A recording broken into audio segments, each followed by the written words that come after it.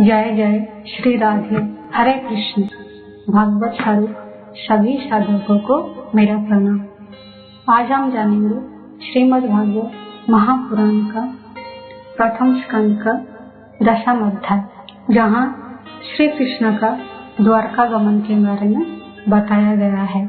तो शुरू करते हैं श्रीमद् भागवत महापुराण का प्रथम स्कंद का 10वां अध्याय। हत्वा स्वरिक्त श्रीथ आततायिनो युधिष्ठिरो धर्मवृता वरिष्ठ सहानुजे प्रत्यवरु दभजन कथम प्रवृत्त किम करिष्यत तथा। सनक जी ने पूछा, धार्मिक शिरोमणि महाराज, युधिष्ठिर ने अपनी पैतृक संपत्ति को हड़प जाने के इच्छुक आततायी का नाश करके अपने भाइयों के साथ किस प्रकार से राज्य शासन किया और कौन कौन से काम किए, क्योंकि भोगों में तो उनकी प्रवृत्ति थी ही नहीं। सूत जी कहते हैं, संपूर्ण सृष्टि को उज्जीवित करने वाले भगवान श्री हरि परस्पर की कलहाग्नि से और युधिष्ठिर को उनके राज्य सिंहासन पर बिठाकर बहुत प्रसन्न हुए। भीष्म पितामह और भगवान श्री कृष्ण के उपदेशों के श्रवण से उनके अंतःकरण में विज्ञान का उदय हुआ और भ्रांति मिट गई। भगवान के आश्रय में रहकर वो समुद्र पर्यंत सारी पृथ्वी का इंद्र के समान शासन करने लगे। भीमसेन आदि उनके भाई पूर्ण रूप से उनकी आज्ञा का पालन करते थे। युधिष्ठिर के राज्य में आवश्यकता अनुसार यथेष्ट वर्षा होती थी। पृथ्वी में समस्त अभिष्ट वस्तुएं पैदा होती थी। बड़े बड़े थनों वाली बहुत सी गौएं प्रसन्न रहकर गौशालाओं का दूध से सींचती रहती थी। नदियाँ, समुद्र, पर्वत, वनस्पति, लताएं और औषधियाँ प्रत्येक ऋतु में यथेष्ट रूप से अपनी अपनी वस्तुएं राजा को देती थी। अजातशत्रु महाराज युधिष्ठिर के राज्य में किसी प्राणी को कभी भी आदि व्याधि अथवा दैविक, भौतिक अथवा आत्मिक क्लेश नहीं होते थे। अपने बंधुओं का शोक मिटाने के लिए और अपनी बहन सुभद्रा की प्रसन्नता के लिए भगवान श्री कृष्ण कई महीनों तक हस्तिनापुर में ही रहे। फिर जब उन्होंने राजा युधिष्ठिर से द्वारका जाने की अनुमति मांगी, तब राजा ने उन्हें अपने हृदय से लगाकर स्वीकृति दे दी। भगवान उनको प्रणाम करके रथ पर सवार हुए।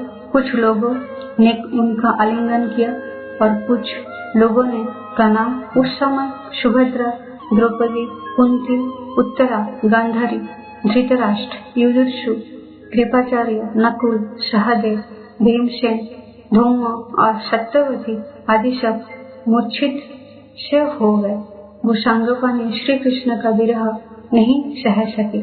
भागवत भक्त सत्पुरुषों के संग से जिसका दुष्संग छूट गया है, वो विचारशील पुरुष भगवान के मधुर मनोहर श्रेयस को एक बार भी सुन लेने पर फिर उसे छोड़ने की कल्पना भी नहीं करता। उन्हीं भगवान के दर्शन तथा स्पर्श से, उनके साथ आलाप करने से तथा साथ ही साथ सोने, उठने, बैठने और भोजन करने से जिनका संपूर्ण हृदय उन्हें समर्पित हो चुका था, वो पांडव भला उनका विरह कैसे सह सकते थे। उनका चित्त द्रवित हो रहा था।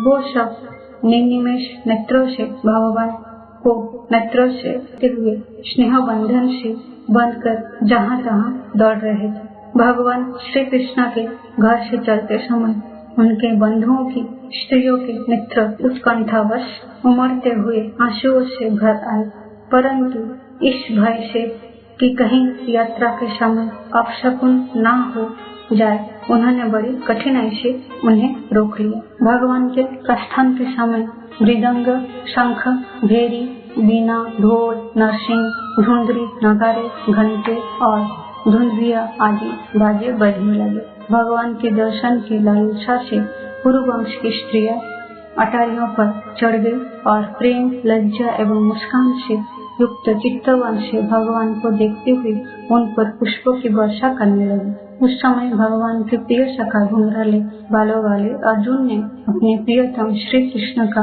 वो श्वेत छत्र जिसमें मोतियों की झालर लटक रही थी और जिसका डंडा रत्नों का बना हुआ था, अपने हाथ में ले लिया। उद्धव और सात्यकी बड़े विचित्र चंबर उड़ाने लगे। मार्ग में भगवान श्री कृष्ण पर चारों ओर से पुष्पों की वर्षा हो रही थी। बड़ी ही मधुर झांकी थी। जहाँ तहाँ ब्राह्मणों के दिए हुए सत्य आशीर्वाद सुनाई कर रहे थे। वो सगुण भगवान के तो अनुरूप ही थे, क्योंकि उनमें सब कुछ है, परंतु निर्गुण के अनुरूप नहीं थे, क्योंकि उनमें कोई प्रकृत गुण नहीं है। हस्तिनापुर की कुलीन रमणिया, जिनका चित्त भगवान श्री कृष्ण में रम गया था, आपस में ऐसी बात कर रही थी जो सबके कान और मन को आकृष्ट कर रही थी। वो आपस में कह रही थी, सखियों, ये वो ही सनातन परम पुरुष है जो प्रलय के समय भी अपने अद्वितीय निर्विशेष स्वरूप में स्थिर रहते हैं। उस समय सृष्टि के मूल ये तीनों गुण भी नहीं रहते। जगदात्मा ईश्वर में जीव भी लीन हो जाते हैं और महत्त्वादि समस्त शक्तियाँ अपने कारण अव्यक्त में सो जाती है। उन्होंने ही फिर अपने नाम रूप रहित स्वरूप में नाम रूप के निर्माण की इच्छा की तथा अपनी काल शक्ति से प्रेरित प्रकृति का, जो कि उनके अंशभूत जीवों को मोहित कर लेती है और सृष्टि की रचना में प्रवृत्त रहती है, अनुसरण किया और व्यवहार के लिए वेदादि शास्त्र की रचना की। इस जगत में जिसके स्वरूप का साक्षात्कार जितेंद्रिय योगी अपने प्राणों को बस में करके भक्ति से प्रफुल्लित निर्मल हृदय में किया करते हैं, ये श्री कृष्ण वही साक्षात परम ब्रह्म है। वास्तव में इन्हीं की भक्ति से अंतःकरण की पूर्ण शुद्धि हो सकती है, योगादि के द्वारा नहीं। सखी, वास्तव में ये वही है जिनकी सुंदर लीलाओं का गायन वेदों में और दूसरे गोपनीय शास्त्रों में वैशाली रहस्यवादी ऋषियों ने किया है, जो एक अद्वितीय ईश्वर है और अपनी लीला से जगत की सृष्टि, पालन तथा संहार करते हैं, परंतु उनमें आसक्त नहीं होते। जब तामसी बुद्धि वाले राजा अधर्म से अपना पेट पालने लगते हैं, तब वो यही सत्य गुण की शिकार कर ऐश्वर्य, सत्य, ऋतु, दया और यश प्रकट करते और संसार के कल्याण के लिए युग युग में अनेकों अवतार धारण करते हैं। अहो, ये यदुवंश परम प्रशंसनीय है, क्योंकि लक्ष्मीपति पुरुषोत्तम श्री कृष्ण ने जन्म ग्रहण करके इस वंश को सम्मानित किया है। वो पवित्र मधुबन ब्रजमंडल भी अत्यंत धन्य है, जिसे इन्होंने अपने शैशव एवं किशोरावस्था में घूम फिर कर सुशोभित किया है। बड़े हर्ष की बात है कि द्वारका ने स्वर्ग के यश का तिरस्कार करके पृथ्वी के पवित्र यशों का बढ़ाया है। क्यों ना हो वहाँ की प्रजा अपने स्वामी भगवान श्री कृष्ण को, जो बड़े प्रेम से मंद मंद मुस्कुराते हुए उन्हें कृपा दृष्टि से देखते हैं, निरंतर निहारती रहती है। सखी, जिनका इन्होंने पानी ग्रहण किया है, उन स्त्रियों ने अवश्य ही व्रत, स्नान, हवन आदि के द्वारा इन परमात्मा की आराधना की होगी, क्योंकि वो बार बार इनकी उस अधर सुधा का पान करती है, जिसके स्मरण मात्र से ही ब्रज बालाएं आनंद से मूर्छित हो जाया करती थी। ये स्वयंवर में शिशुपाल आदि मतवाले राजाओं का मान मर्दन करके जिनको अपने बाहुबल से हर लाए थे तथा जिनके पुत्र प्रद्युम्न, शाम, आम आदि है, वो रुक्मिणी आदि आठों पटरानियां और भूमासुर को मारकर लाई हुई जो इनकी हजारों अन्य पत्नियां हैं, वो वास्तव में धन्य है, क्योंकि इन सभी ने स्वतंत्रता और पवित्रता से रहित स्त्री जीवन को पवित्र और उज्जवल बना दिया है। इनकी महिमा का वर्णन कोई क्या करे। इनके स्वामी साक्षात कमल नयन भगवान श्री कृष्ण है, जो नाना प्रकार की प्रिय चेष्टाओं तथा पारिजात आदि प्रिय वस्तुओं की भेंट से इनके हृदय में प्रेम एवं आनंद की अभिवृद्धि करते हुए कभी एक क्षण के लिए भी इन्हें छोड़कर दूसरी जगह नहीं जाते। हस्तिनापुर की स्त्रियां इस प्रकार बातचीत कर ही रही थी कि भगवान श्री कृष्ण मंद मुस्कान और प्रेम पूर्ण चित्त बन से उनका अभिनंदन करते हुए वहां से विदा हो गए। अजातशत्रु युधिष्ठिर ने भगवान श्री कृष्ण की रक्षा के लिए हाथी, घोड़े, रथ और पैदल सेना उनके साथ कर दी। उन्हें स्नेहवश ये शंका हो आई थी कि कहीं रास्ते में शत्रु इन पर आक्रमण न कर दे। सुदृढ़ प्रेम के कारण कुरुवंशी पांडव भगवान के साथ बहुत दूर तक चले गए। वो लोग उस समय भावी विरह से व्याकुल हो रहे थे। भगवान श्री कृष्ण ने उन्हें बहुत आग्रह करके विदा किया और सात्विक, उद्धव आदि प्रेमी मित्रों के साथ द्वारका की यात्रा की।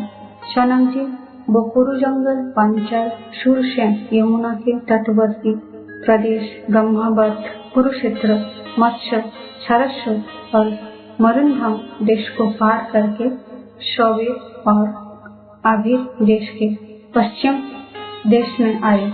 उस समय अधिक चलने के कारण भगवान के रथ के घोड़े कुछ थक से गए थे।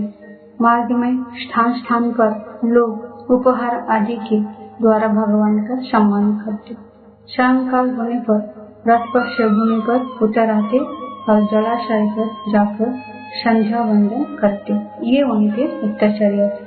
अतः श्रीमद् भागवत महापुराण का प्रथम स्कंद का 10वां अध्याय समाप्त। आप प्रेम पूर्ण हृदय से अपने आराध्य भगवान का चिंतन करते हुए बोलिए जय जय श्री राधे। हरे कृष्ण।